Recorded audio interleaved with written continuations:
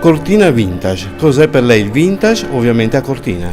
Allora, tenendo conto che Cortina è davvero diventata quello che poi l'ha fatta famosa in tutto il mondo in anni molto passati, dal 1920, 30, 40, 50, 60, il vintage è un patrimonio culturale che noi dobbiamo assolutamente preservare e ricordare non tanto come pezzo d'epoca, ma come quello che ci ha fatto imparare a diventare una città turistica, e quindi dobbiamo mantenere questo patrimonio che noi abbiamo acquisito, facendolo diventare un valore aggiunto.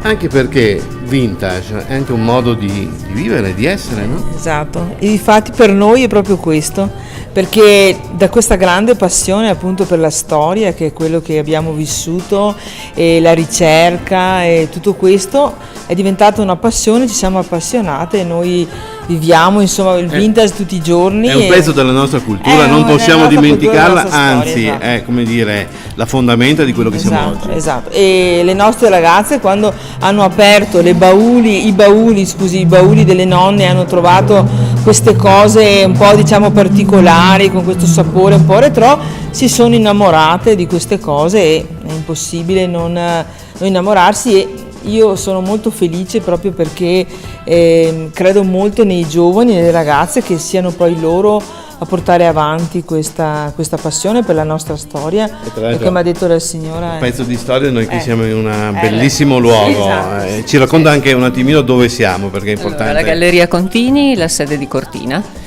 La galleria ha anche una sede principale a Venezia, anzi ne ha due per l'esattezza in questo momento, e noi curiamo arte, diciamo, proprio del periodo giusto, perché siamo moderna e contemporanea, di conseguenza dal Novecento fino ai giorni nostri. Quindi dalla mostra del cinema di Venezia a Cortina Vintage, tutto, assolutamente. Tutto made in Contini, no? Made in Contini qua, certo, e vive il vintage perché comunque, ripeto, dobbiamo mantenerlo, perché è elegante, è bello, è eleganza, è cultura ed è ricchezza che noi dobbiamo preservare per imparare. Non è un pezzo di storia da mettere in museo, noi dobbiamo imparare da quello che è stato per il futuro.